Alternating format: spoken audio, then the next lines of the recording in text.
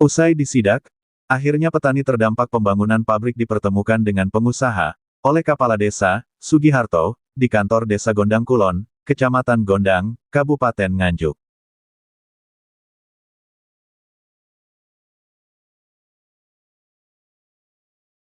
Turut hadir dalam pertemuan itu, Komisaris Perusahaan Lukman Sobian, Forpimcam, Pelaksana Proyek Ferry Andriawan, dan Legal Perusahaan Yahya, serta petani terdampak pembangunan pabrik.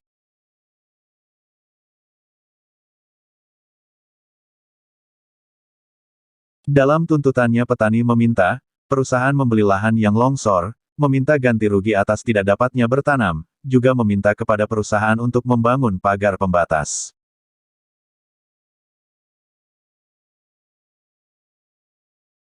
Atas kerugian tersebut, 5 petani terdampak pembangunan pabrik, masing-masing meminta kepada pelaksana proyek untuk mengganti lahan yang selama 1 musim tidak bisa bertanam, sebesar 15 juta rupiah.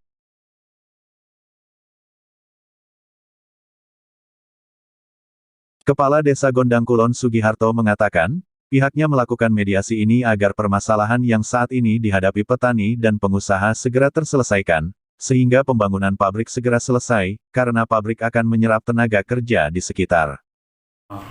Undangan hari ini terkait dengan mediasi itu adalah tindak lanjut dari dampak kemarin terkait dengan pekerjaan dari PT Kasura yang menimbulkan tanah longsor. Dan ini tadi sudah dimediasi yang sifatnya masih butuh waktu lagi untuk menentukan ganti rugi yang diminta oleh petani seperti itu. Berapa petani yang terdampak, Pak? Yang terdampak adalah 5 orang langsung bersentuhan dengan tanah tersebut. Yang langsung dengan tanah. Hasil dari mediasi tersebut, Pak, bagaimana, Pak? Hasil mediasi seperti itu tadi saya sampaikan, ya masalah ganti rugi sudah saling menyepakati, hanya nilainya yang masih ada pergeseran yang itu butuh waktu 2 hari lagi untuk penentuan final. Apakah nanti juga akan dipertemukan kembali oleh pihak desa, Pak? Ya, itu nanti secara internal saja antara desa, petani, dan dengan pelaksana. Jadi ini sebenarnya saya juga posisi sebagai kepala desa adalah posisi di tengah antara petani dan pengusaha. Jadi saya terima kasih ada investor yang mau datang ke kita, ke wilayah kita, yang intinya investor ini ingin membangun wilayah ini dengan adanya perusahaan itu nanti akan bisa mengangkat perekonomian wilayah, memberikan pekerjaan pada masyarakat sekitar.